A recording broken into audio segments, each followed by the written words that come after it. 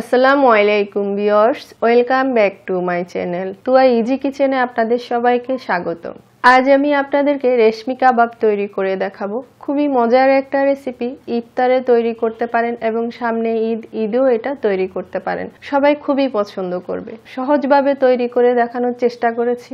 আশা করি আমার রেসিপিটা আপনাদের ভালো লাগবে। চলুন মূল রেসিপিতে যাই। তো এখানে আমি একটা ব্লেন্ডার জগ নিয়েছি আর দিয়ে দিলাম 2টা কাঁচা মরিচ, সামান্য একটু পুদিনা পাতা, 2 টুকরা পেঁয়াজ, সামান্য একটু পানি দিয়ে দিলাম।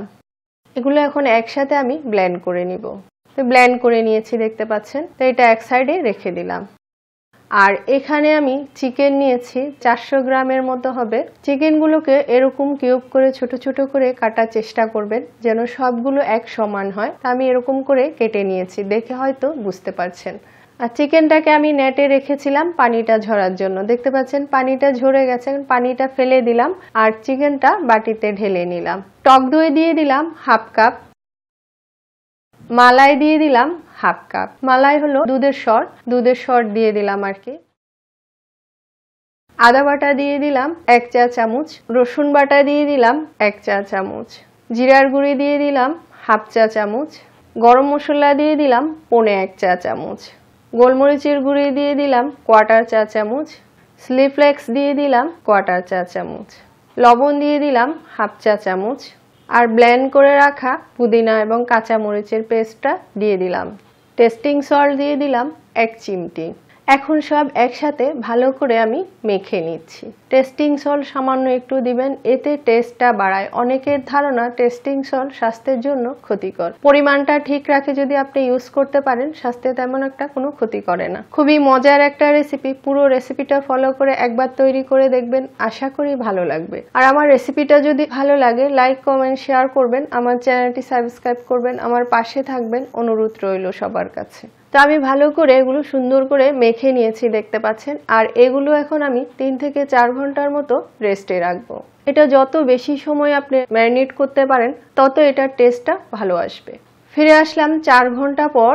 এখানে আমি কিছু সাসলিক কাঠি নিয়েছি। এগুলো আমি 15 থেকে 20 মিনিটের মতো পানিতে ভিজিয়ে রেখেছিলাম আর এখন ধুয়ে নিয়েছি। এভাবে ভিজিয়ে রাখলে কি হয়, আপনি যখন ভাজবেন কাঠিগুলো আর পুড়বে না। এখন আমি চিকেনটাকে আরেকটু উপর নিচ করে মাংসটা মেখে নিচ্ছি। মশলাটা ভালো করে একটু নেড়েচেড়ে মিক্স করে দিচ্ছি। এখন আমি এগুলো একটা একটা করে গেঁথে নিচ্ছি। আপনারা এটা চাইলে ইফতারের সময় বানাতে পারেন, সামনে ঈদেও এটা তৈরি করতে পারেন। নান, রুটি, পরোটার সাথে এটা পরিবেশন করতে পারেন। সবাই খুবই পছন্দ করবে। খুবই মজার একটা রেসিপি। তো দেখতে পাচ্ছেন আমি এটা খুব সুন্দর করে গেঁথে নিয়েছি আর এভাবে সবগুলো গেঁথে নিব। সবগুলো গেঁথে নিয়েছি দেখতে পাচ্ছেন।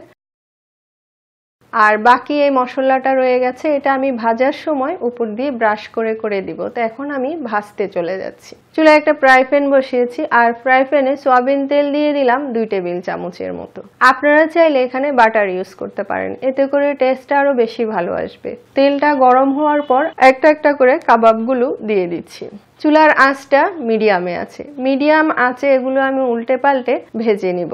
8 থেকে 10 মিনিটের মতো সময় লাগবে। 2 থেকে 3 মিনিট পর আমি উল্টে দিচ্ছি। চুলার আঁচটা বাড়াবেন না। অতিরিক্ত আঁচ যদি দেন তাহলে উপর দিয়ে তাড়াতাড়ি কালার চলে আসবে এবং ভিতরে কাঁচা থেকে যাবে। যে মশলাটা ছিল সেটা আমি ব্রাশ দিয়ে উপর দিয়ে একটু ব্রাশ করে দিচ্ছি, এভাবে দেখতে পাচ্ছেন। এবং একটু উপর দিয়ে তেলও ব্রাশ করে দিচ্ছি যাতে উপরটা ড্রাই হয়ে না যায়। একটু পরপর ব্রাশ করে দিয়ে উল্টে পাল্টে এটাকে ভেজে নিব। তো দেখতে পাচ্ছেন 4-5টা আমি ভেজে নিয়েছি আর খুব সুন্দর কালার এসছে আর খুব সুন্দর ফ্লেভারও বেরিয়েছে। হয়ে গেছে। এখন আমি কাবাবগুলো উঠিয়ে নিচ্ছি। বাকিগুলো এভাবে ভেজে নিব এবং আপনাদেরকে পরিবেশন করে দেখাচ্ছি। দেখতে পাচ্ছেন কি সুন্দর হয়েছে। দেখতে যেমন সুন্দর, খেতেও খুব মজা। তা আশা করি আমার রেসিপিটা আপনাদের ভালো লেগেছে। এতক্ষণ আমার ভিডিওটা দেখার জন্য আপনাদের সবাইকে অনেক অনেক ধন্যবাদ। আবার অন্য কোনো ভিডিও নিয়ে আপনাদের সামনে হাজির হব। সবাই ভালো থাকবেন। আল্লাহ হাফেজ।